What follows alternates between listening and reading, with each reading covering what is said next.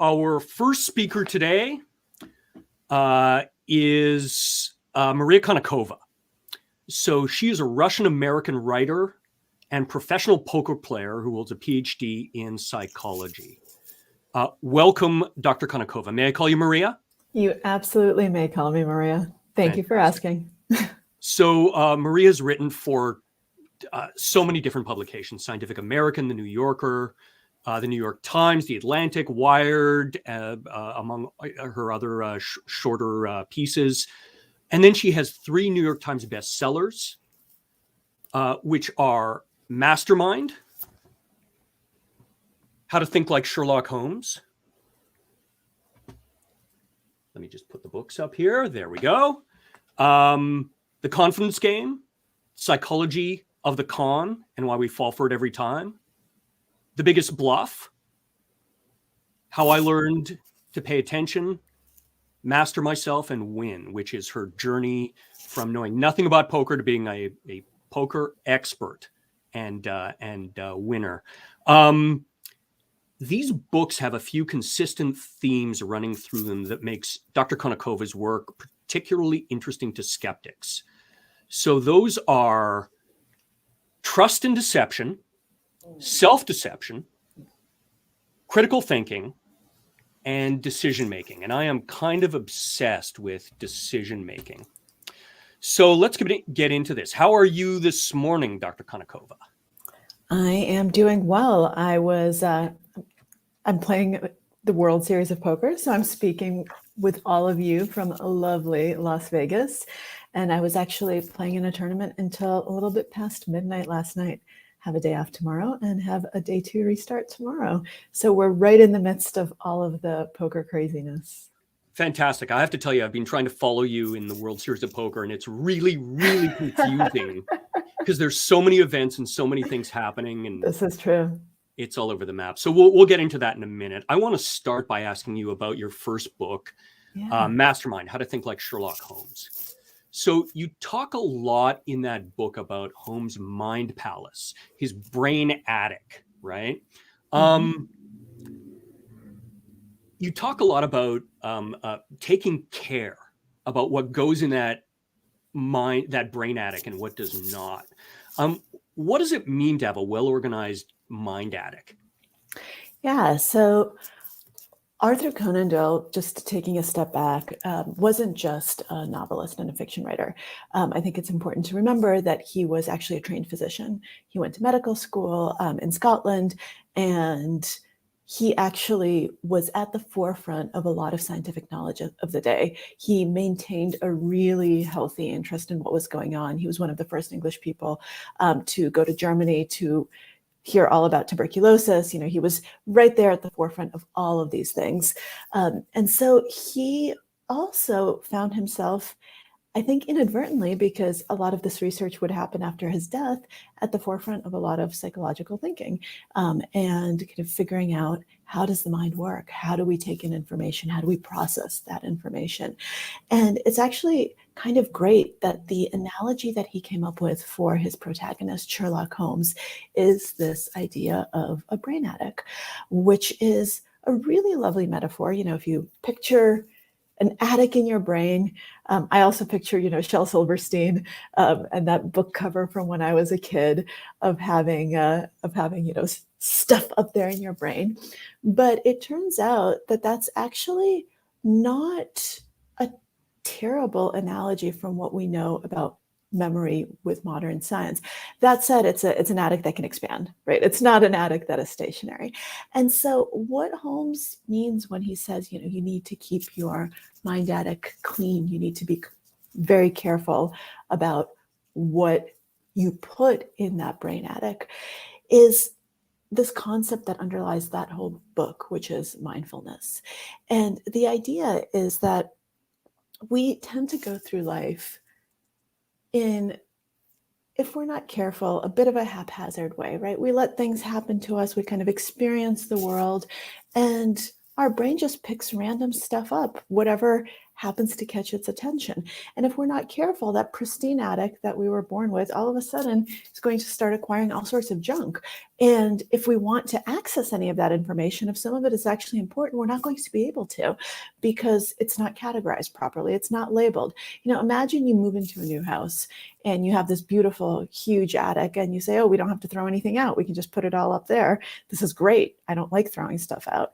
And then, a few years later, you're like, where was that photo album? And you go up there and, there are boxes all over the place. They're falling on you. You have no idea where the photo album is. And all of a sudden, you finally find it and the pictures are no longer in there. They've fallen out. They're in a weird order. You have no idea what's going on. And so what we know about memory is that actually happens in real life unless we're careful. And so one of the things that science tells us, and that Holmes as a fictional character understood, was that the moment when you have the most control over what your attic is going to look like is the moment of encoding. So you are never going to have as much control over what memories go in and how they're stored if you didn't encode them properly. That moment is when you are really you're really best placed to make sure that you're going to be able to access that memory. And so is it encoding or pruning or both? What's the best way to? So first we need to try to figure out, okay, what do I want to carry with me in my mind attic? What is important for me to remember, right? What is something, if I'm on a desert island and I don't have cell reception and I can't look it up, what do I actually want in my head? What do I want informing my thoughts? What do I want informing my decisions? That's one. When I've decided that something's important and I want to remember it, how do I encode it so that I not only remember it, but can access it when I need to? Because we really only know what we can access at any given moment. Right? If you are asked a question about your high school biology class and you think back whenever you were in high school, you say, oh, I know that. What was that again? No, you don't know it. You can't remember it. You knew it once upon a time, but you don't now. So you can only remember what you can access. So once you decide that something's important enough to remember, you need to figure out, how am I going to store it? And Holmes actually has a filing system in real life, but we should have a filing system for our brains where we try to figure out, okay, where does this fit? How can I tag it? The more tags I can put on it, the more I can relate it to the base of knowledge I already have, the more I can categorize it, the more I can thematically relate it to something I already know, the more likely I am to be able to access it later on, because every point of encoding is going to end up being a point of retrieval later on. And I will also note that you should rely not just on memory, but on all of your senses, right? Your sight, touch, smell, hearing, because those are also all points of retrieval. It's often why some of the most powerful memories, Proust wrote about this way back when, are smell memories. Smells can bring back all sorts of things because you didn't even have to work particularly hard to encode that. But because our sense of smell is so tied to the emotional centers of our brain, we often tend to remember that despite ourselves. So now imagine if you can harness that power knowingly. And a lot of times you see that if you're, for instance, studying for a test and you're able to take the test in the same environment, if you're able to have certain smells associated with the knowledge, you actually do much better. There's a lot of work on that. And so your mind attic has that option as well. It can be, as Holmes always puts down Watson. And so, of course, he says, Watson, your brain attic looks like a lumberjack's. Who the hell knows what's up there? And then there's my brain attic, which is wonderful because I'm Mr. Sherlock Holmes. Watson gets the short end of the deal. But we do have that choice. And I do think, we make that choice every single day when we choose what to pay attention to, what not to pay attention to, what to keep with us, and what not to keep with us. Now, this reminds me a lot of the Memory Olympics, where people memorize decks and decks and decks of cards and then can't remember where they put their keys. But you're a poker player now. Do you use the Memory Palace or any memory tricks in your playing poker? No, so I did not know the difference between poker and other card games when I started. I knew nothing about poker. I'm not a games player at all. And so for blackjack, you need memory, right? Then you actually are figuring out, if you're going to be counting cards or whatnot for your optimal strategy, you need to remember what came out. Poker, there's no counting cards. There's no need to remember, because every single hand, the cards are reshuffled and they're dealt. And it's actually much less a feat of memory than a feat of in the moment decision-making, emotional control, trying to figure out and read other people, a feat of empathy, a feat of logic and probabilistic thinking. So it's a very different sort of enterprise. Got it. One of the things that I really liked about this book is, and by the way, I read this book, of your 3 books, I read this book most recently. I always struggled trying to remember Daniel Kahneman's models of system 1 and system 2. And you make those very simple by talking about system Holmes and system Watson. Yep. And that really helps me remember it. But much like Holmes is really tough on Watson, you're really tough on Watson. Yes and no. So I have to be tough on Watson to make this analogy, but I do apologize several times because so first of all, let's just realize that Watson's a physician, right? He's served, he's a military doctor. He's a brilliant guy who saved many, many lives. And I actually think that that's important so that we don't dismiss System Watson, which for people who haven't read Mastermind is the equivalent of your fast, reactive, reflexive system, not your slow, reflective system, which is System Holmes. So it's important not to dismiss that fast system. It evolved for a reason, and it's our default state for a reason. It's really, really good for us. We don't always want to be thinking in mode Holmes, right? And sitting and contemplating and using all of our mental brain power. Oftentimes those heuristics, those quick decisions, they're right. And of course, in my book and in research, we focus on the times they go wrong and on all those biases and on the moments we need to fix it. But a lot of times it works just fine, right? I don't need to agonize over what I'm going to make for breakfast and try to really optimize it. I can just do it and be on autopilot for a little bit, and that's okay. And so I think that's important to remember. And the other thing that I will say in Watson's great defense is, and I do write this in the book, is that he makes Holmes better. Right? He makes Holmes a better thinker. He makes Holmes a better decision maker. He makes Holmes better at being able to access his own thought process, which is something that all of us could use and all of us could tend to do better in, because it's hard to figure out, how did I get to this conclusion, right? How do I reverse engineer how my mind got to where it is? It's very easy to just say things and do things. And then when you're asked, well, why, what was your thought process? And you have to pause and kind of go back. Sometimes you spot flaws in logic. Sometimes you spot flaws in reasoning that you wouldn't have otherwise done. And Watson is that foil for Holmes because he's constantly asking questions, and that forces Holmes to think better and to be better. And so I think that Holmes is a much better thinker at the end of the stories than he was at the beginning. And that is not something to laugh at, even if we do poke fun at Watson a little bit throughout the book. So, later in the book, you take pity on poor Dr. Watson, and you dive into Holmes' imperfections in a lot more detail. He fights complacency and overconfidence. In The Adventure of the Dying Detective, there's this great quote, "Strange how the brain controls the brain." And that really brings in a phrase that you use that I love and I've used since, which is narrative self-deception.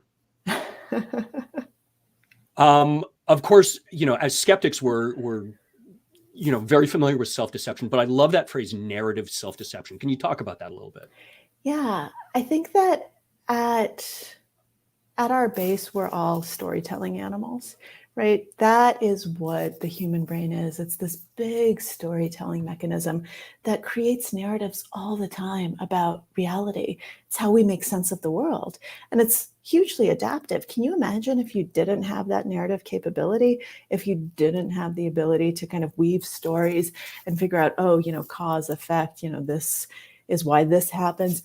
That's how babies learn. That's how little kids learn. You wouldn't actually be able to pick up the laws of physics or any of this if your brain wasn't constantly weaving stories. So it's a wonderful thing. But it also has pitfalls where we tend to tell narratives about everything and we don't often recognize that they're stories. We look at it and we think, oh, this is factual, this is the way the world is. And we often do that in a self-serving way where, we're the star of our own narrative and we see the world through our own experiences, through our own biases, through our own histories and our own lenses. And we bring that to everything we do. And it can be very difficult when you're in a narrative framework to see red flags, to spot problems in logic, to kind of spot things that might be inconsistent. And there are some great studies that look at how people experience facts and inconsistent facts in different frameworks. One of my favorites, I don't actually remember. So I wrote Mastermind a long time ago. Like a decade when ago. I worked on it. So I don't remember if I wrote about this particular study in the book, but there's this story called Death in a Mall, which was written about an escaped convict, not an escaped convict, an escaped patient from an asylum who ended up killing a girl at the mall. This really happened. And the researchers, this was at Yale University, had people either read that original story or look at a newspaper account. And they actually manipulated it a little. They inserted some logical inconsistencies. They kind of changed the narrative a little bit so that some things didn't make sense. And they told people ahead of time, look for things that might not make sense, look for things that, stand out to you. So it's not like they just put them in blind and said, okay, read this story. And it turns out that the people who read the narrative didn't notice anything. They were just really emotional. They were really involved in it. They thought this was terrible. They said, oh, no problems whatsoever. And it changed their mind about mental health care and what should and shouldn't be done. So their political views kind of changed a little bit. People who read the newspaper story, which was much more cut and dry, had no problems figuring out what was going on. And so when we're immersed in a story, especially if it's an emotional story, especially if it's a story, now think about if this is about someone we know, if it's actually personal, if it's a somehow connected to us narrative, we just overlook things. It's much more difficult to spot those errors.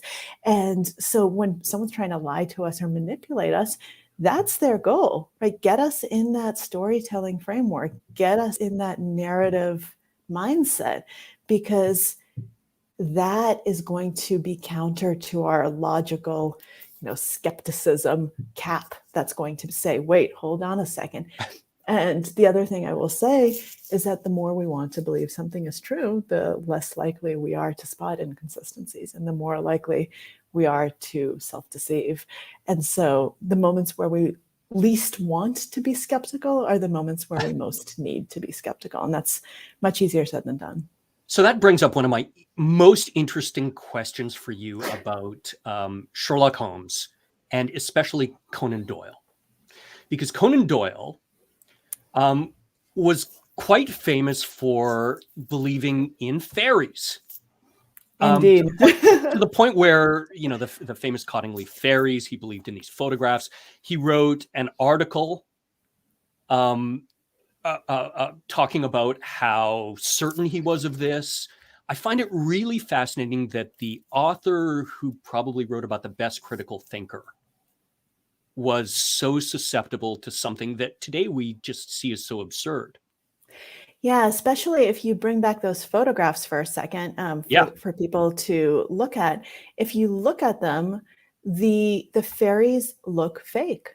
They do not look like, if you look at the photographs, they are not even well staged. Well, to be fair, I've never actually seen fairies, so Neither I don't have know what I. a So fake maybe fairy looks. fairies are flat and look like that.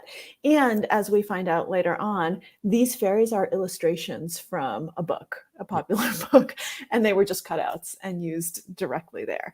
So how do you reconcile those two Yeah. things? So it's a really interesting question.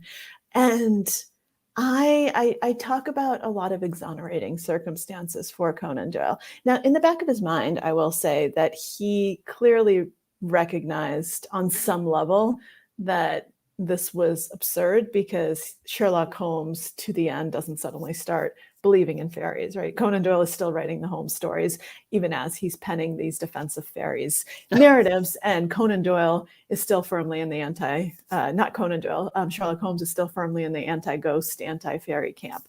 So his protagonist never goes off the deep end. Now, something that we were just talking about, which is that the more we want to believe something, right, the more credulous we are, the fewer questions we ask, the lower our burden of proof becomes. So at this time, first of all, Conan Doyle has lost a son and has lost his wife, and there's a lot of death, and he's going through a very turbulent emotional time, and he wants to feel like you can communicate with the dead, like there's something more, like there's something on the other side of it. Now put it in the context of the time. The Psychical Research Society has just been born, and who is the head of it? William James, who is the father of modern psychology, right? William James, who we look to as one of the greatest psychological minds of all time, is part of this society. He's spearheading it. He's open to it. And he says, okay, well, let's look to see if this realm is available. And if you think about it, this is a time where so many things that were magic 20 years earlier have suddenly been explained by science, because germ theory is alive for the first time. Things that we can't see, all of a sudden we're studying under microscopes. We're understanding how diseases spread in a new way, and it's all invisible. You know, we have x-rays, we have radio, all of these things that seem like magic. It's magic. And so, yeah. And so you have these really, really smart people who say, okay, well, why not psychic powers? Right? Why not that? Maybe that exists as well. And so you do have to put it a little bit in context, because you have a lot of brilliant people who are open to it. Right? William James didn't go off the deep end. He didn't start saying that fairies are real. He said, okay, let's set up studies. You know, let's see if we can prove any of this. And at the end of the day, he said we can't.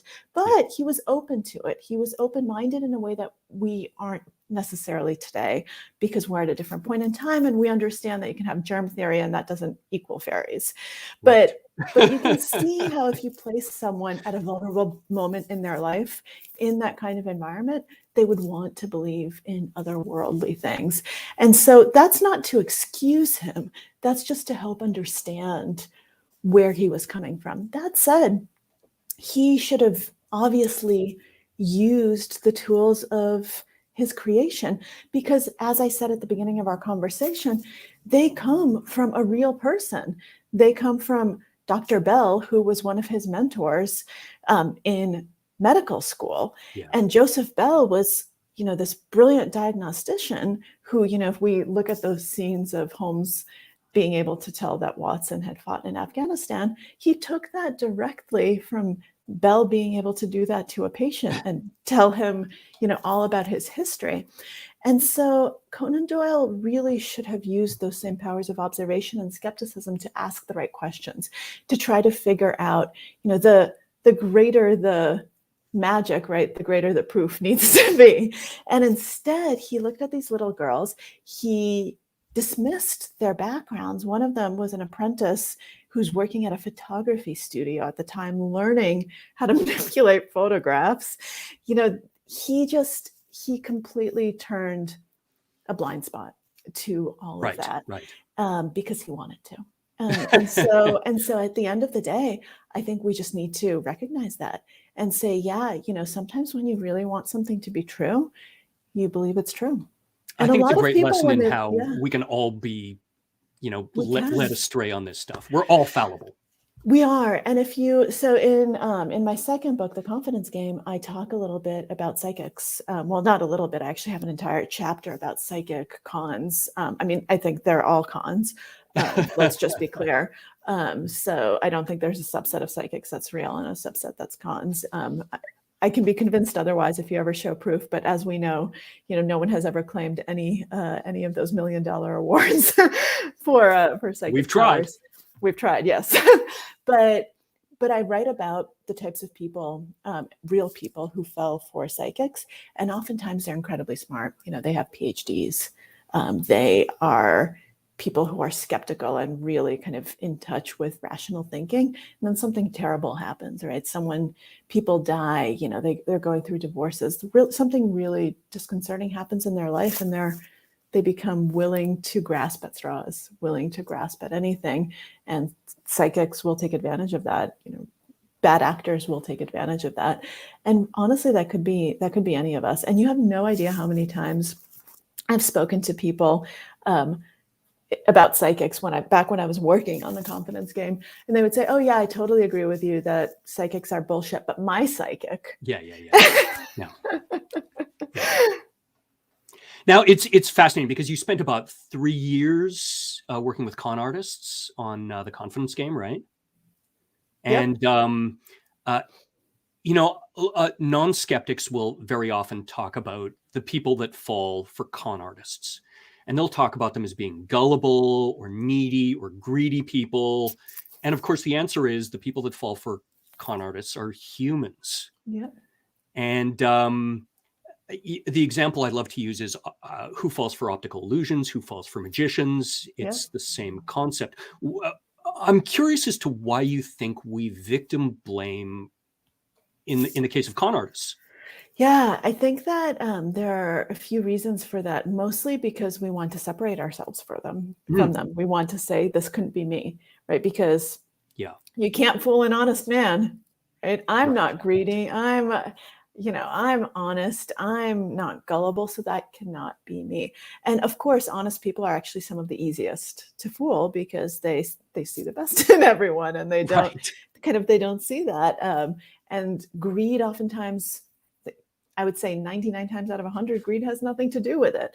And it's all of these things. It's greed of a different stripe. It's greed for love and affection and acceptance and things that make us human. But I think that we tend to victim blame because we don't want it to be us. We want to say that there's a flaw in them that made them susceptible, and that we would know better. And also, it's very easy to do that because everything looks objective from the outside. When you're not in the story, you can be perfectly rational and reasonable and objective about it. When it's happening to you, it goes out the window. But you say, "Oh, how could you be so dumb?" Right? How could you not see this red flag and that red flag?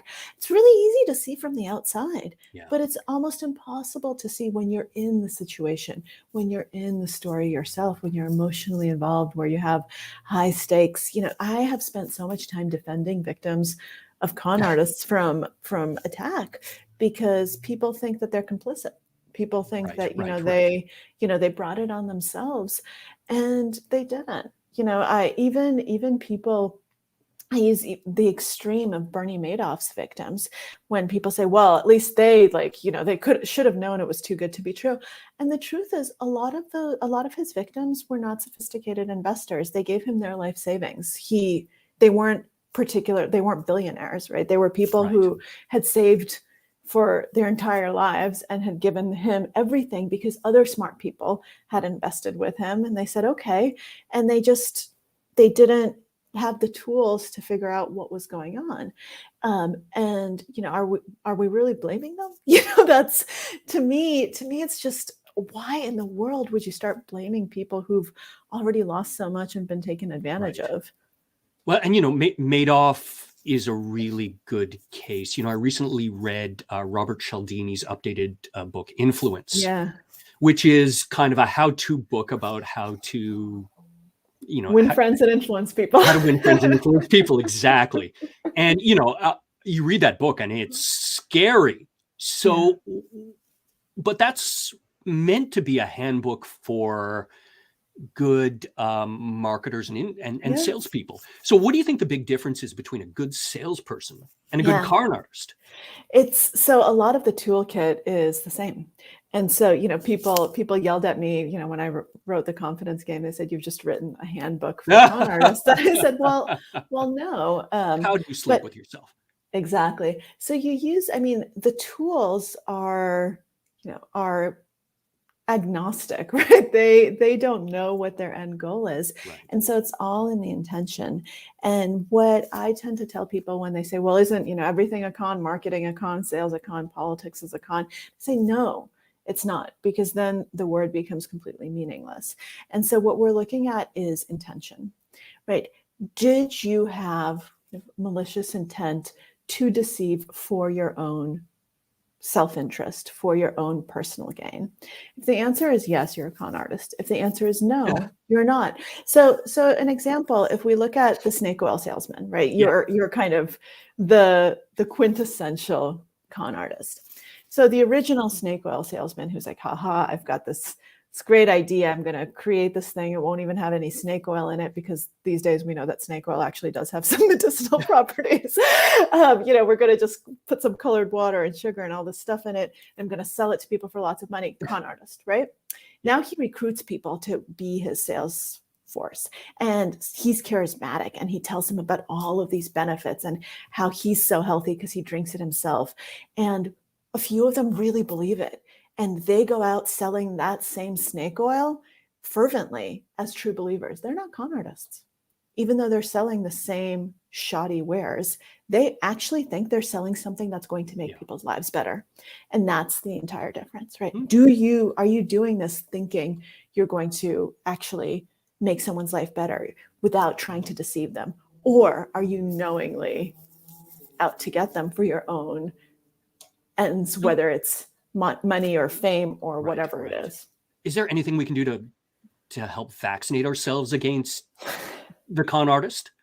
So, what I said back at the beginning of our conversation, I think really applies, which is when we most want to believe something is when we most need to be skeptical, because we're all susceptible to cons. And I think we're all always going to be susceptible to cons. And I'm not saying that we're all going to buy snake oil, right? But there's a con out there for each and every one of us. And that con is going to be perfectly targeted to our own view of the world, our own beliefs, the things that we want to be true. A great con artist is a great reader of people, is a great psychologist, is someone who will understand your desires, your motivations, your hopes, your fears, and will craft a story to fit that narrative.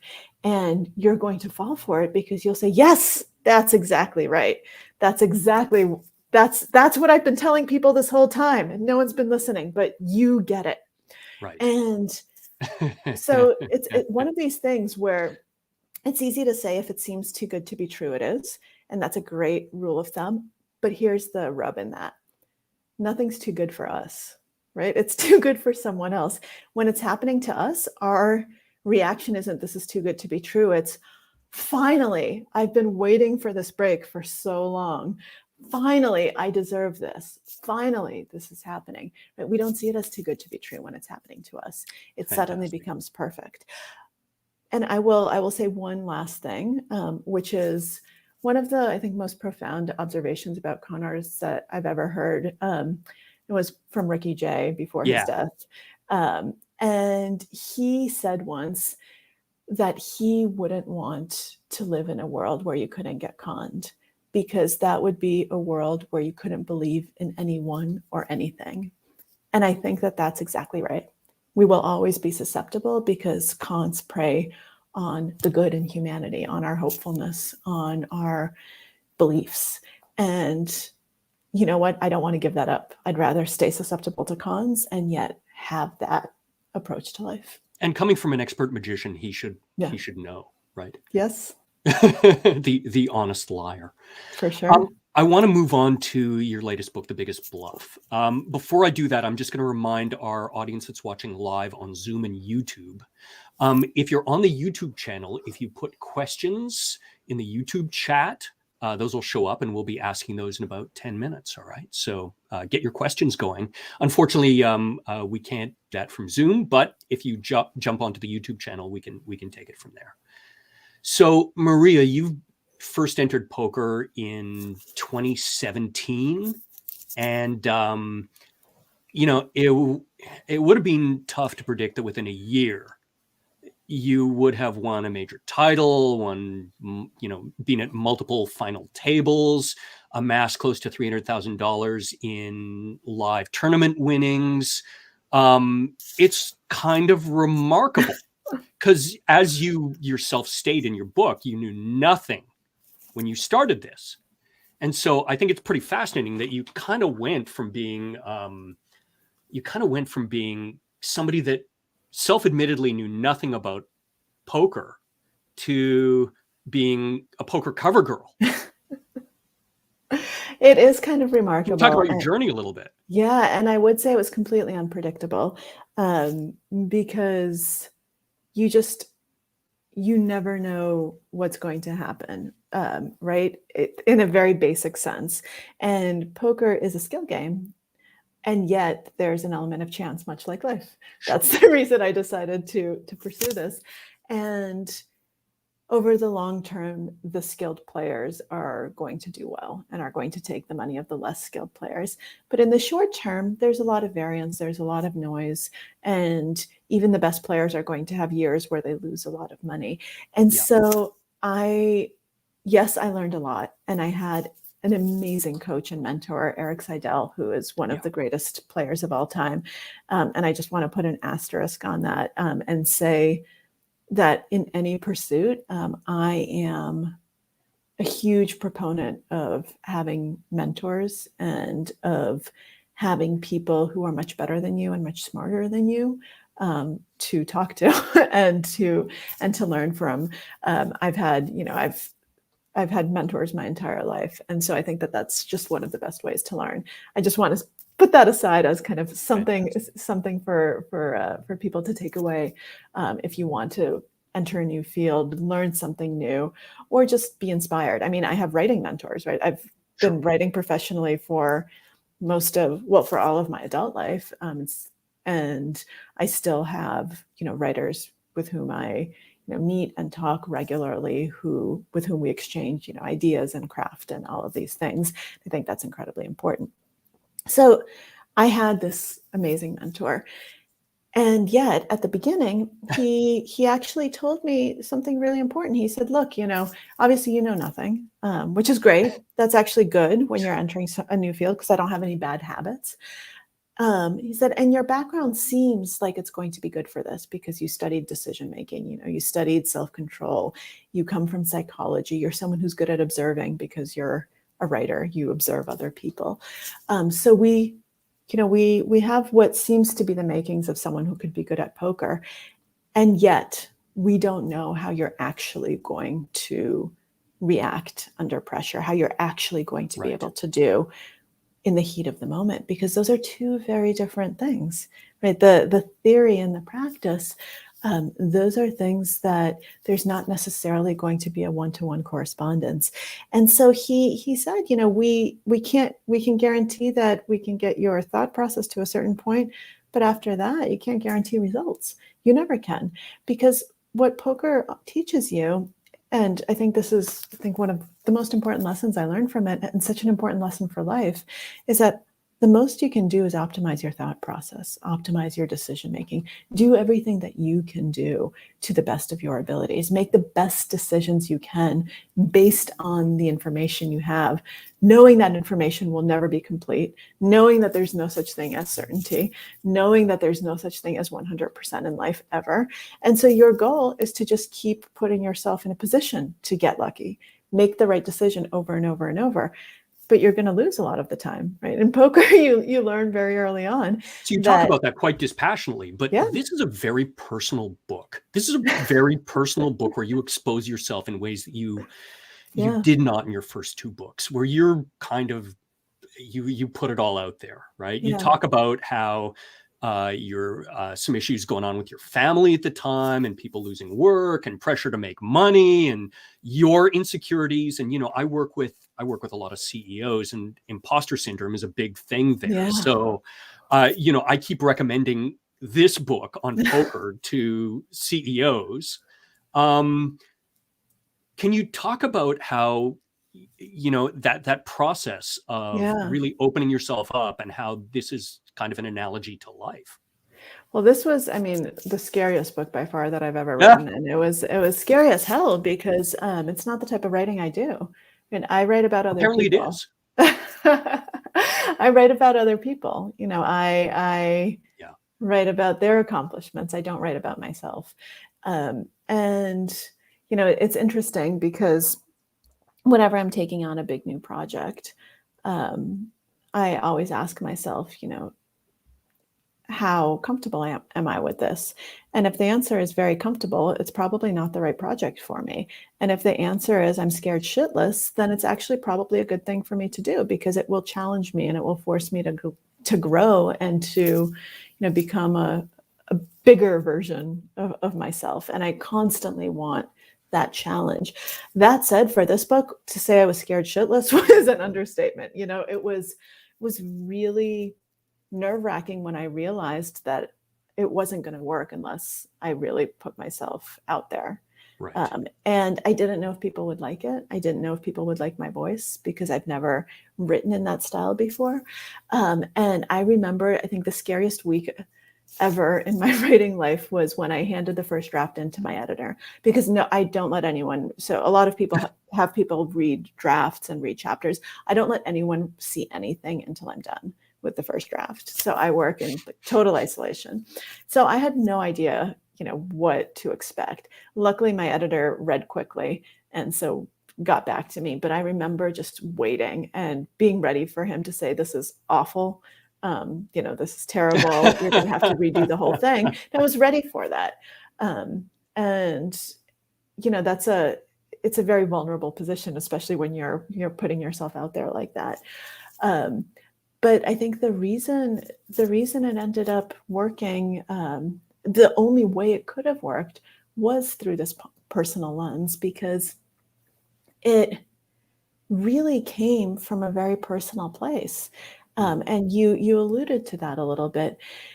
It's one of these things where it's so easy to go through life and to just forget for huge stretches at a time how important it is to be lucky.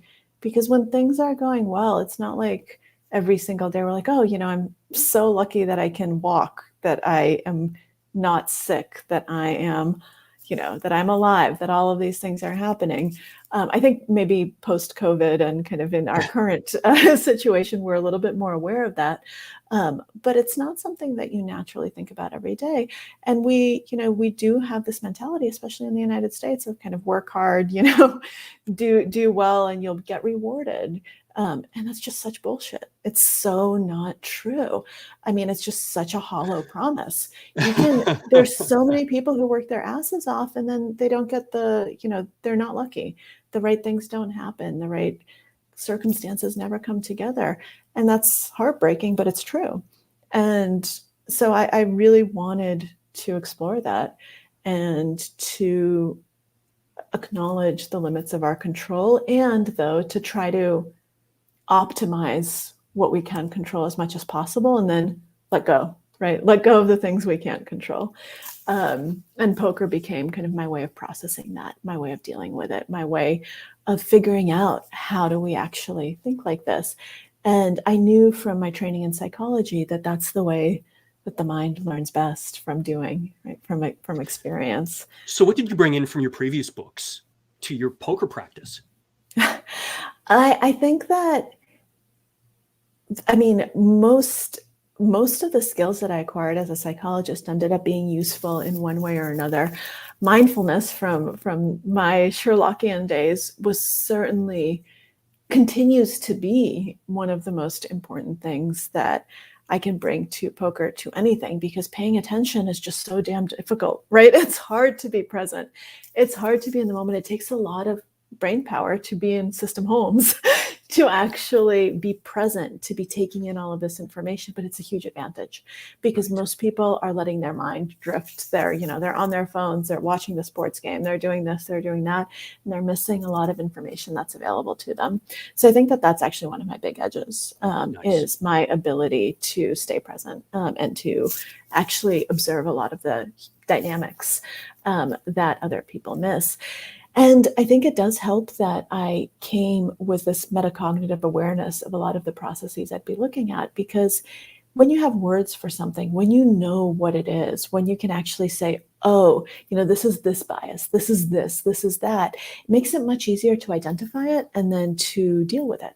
Because I would find the biases that I studied in myself, and I'd say, whoa, I can't believe I just did that. Okay, let's see how I can fix it. Let's see how I can address it. Let's see how I can try to do better next time. And it also, I think, made me much more cognizant of our limitations. I think too many poker players think, oh, you can tell when someone's lying. Like, I know you're bluffing. You can't. And I bring that from the confidence game. I spent 3 years with con artists. You can't tell when someone who's good at lying is lying. Absolutely not. And so I think I lacked that false confidence of not having the nuance of knowing, no, you can't come to conclusions like that. So that brings me to, my last question before we open it up to our questions coming in from YouTube.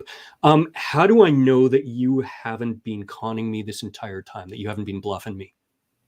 You don't. And I mean, look at my last name. We should change the K to a C, and then we're good to go. Great. I'm going to ask if we have any questions coming in. JJ, do you have any questions for us? And I know we have some coming up, but apparently they aren't. Oh, there we go. Okay. So we have a question from Jeannie Scott. Mm-hmm. Elizabeth Loftus and other psychologists note that the mind is not a camera. How does this relate to your thoughts about cluttered or tidy brain addicts?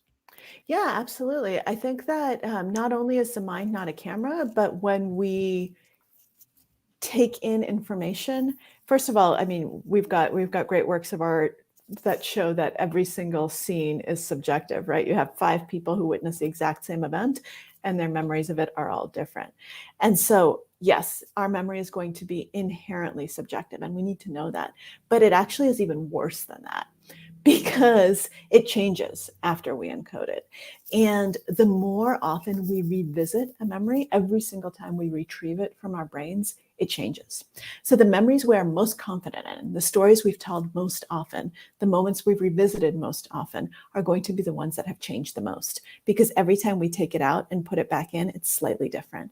And it's slightly different. This actually goes back to your self-serving narratives. It's different in self-serving ways. Because we will selectively forget certain details, add in other details, and we're not lying, right? It's not like we're trying to elaborate. We actually misremember, and we actually then re-encode the misremembered memory, instead of what happens. This is just a fact of being human. And what I can say, what do we do about it? I mean, just be aware of it and be willing to admit that you might be wrong. It's so difficult to talk to someone where they're so 100% sure that this is exactly what happened. And no, I'm not going to change my mind about it. And then you show them, photographic evidence or, film reel of that moment, and they still don't really want to believe you. But it's very, we tend to be very possessive of our memories and say, no, I was there. I know what happened. A little humility goes a long way. So just know that, yeah, you're a brain addict, no matter what, is going to be subject to all of these distortions. And the more often you revisit something, the more distorted it's going to become over time. But with facts and, historical facts and those types of things, you're not looking at it. So you can, as long as you're good at encoding them, you should be able to remember at least those types of details, from biology or whatever class you want to remember. That's going to be much easier than remembering details of life and of what actually happens. Of course, Elizabeth Loftus is one of our speakers at this conference, and she is the expert on false memories. Yep. So we're going to find out a lot more about that. Do we have another question? All right. As a psychologist journalist, can you speak a bit about how even professionals can deceive themselves through introducing unintentional bias into their research? Yeah, I think that a lot of times when someone is very established in their career, they're going to frame questions a certain way. They're going to look at data a certain way. They're going to expect certain answers. And so I think that it's actually incredibly important to, whenever you're creating a study, whenever you're looking at something new, to do it in a way that's result agnostic, and to actually do it in a way where someone who has no idea what any of the hypotheses are can look at the data.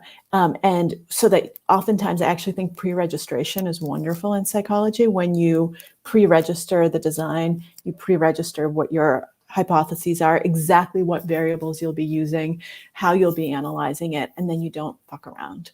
Because a lot of times researchers will end up saying, oh, we didn't get the effect we wanted. What if you control for this? Wait, hold on. Why are you controlling for this all of a sudden? That wasn't a control in the original. You're just trying to manipulate the data now.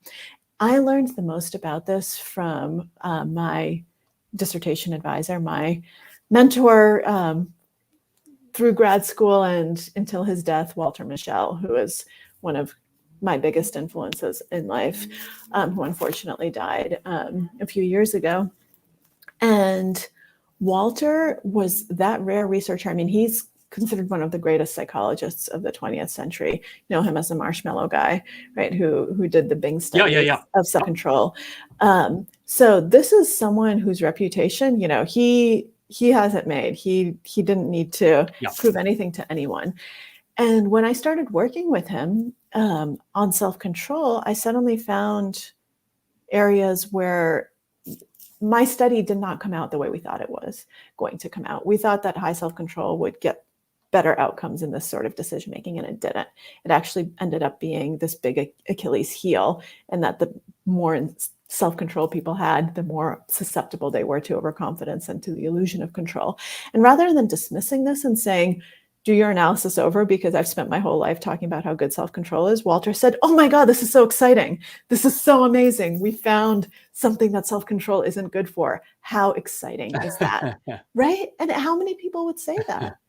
And to me, that's the golden standard. And by the way, for my dissertation, I actually hired an independent statistician who had no idea what I was studying to do all of my data analysis, so that I did it myself too, but then I had that person do it with no knowledge of psychology. I just said what I wanted to do, and they told me what the conclusions were, because that way you eliminate any sort of bias that I might bring to the way that I parse the data and analyze it. And I think that that's actually a really smart way of doing it. Not just because I did it, but I learned it from other people. Right. It's the go-to method. Yes. Yeah. Yes. Could we get another question, please? Maybe.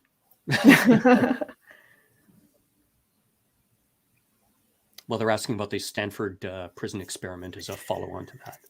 Yeah. I mean, that is a Stanford prison experiment is an hour conversation in and of itself. That's why I wrote about it for that. All right. So is there a danger in not ever being happy with anything because we are always thinking that it is too good to be true? Oh, yeah, absolutely. So one of the things that I've written about a lot, it's in the confidence game, is the better than average effect and kind of optimism bias. And what this means is that for the most part, we see the world through, a little bit of a positive lens, right? We see ourselves as more positive than other people might see us on good traits. We see ourselves as less abrasive than other people might see us. So we tend to rate ourselves a little bit higher. There's this rosy glow, and we think that tomorrow is going to be better than today. We have this hopefulness, because otherwise, what's the point? Right? Why in the world? Why keep going if it's going to be worse, and if it's going to keep getting worse? And it turns out that the only people who don't exhibit a lot of these biases are clinically depressed, and that tends to wipe away this protective illusion. And so that tells you something really important, that yes, it's not a purely rational and objective way of looking at the world, but that's okay. Right?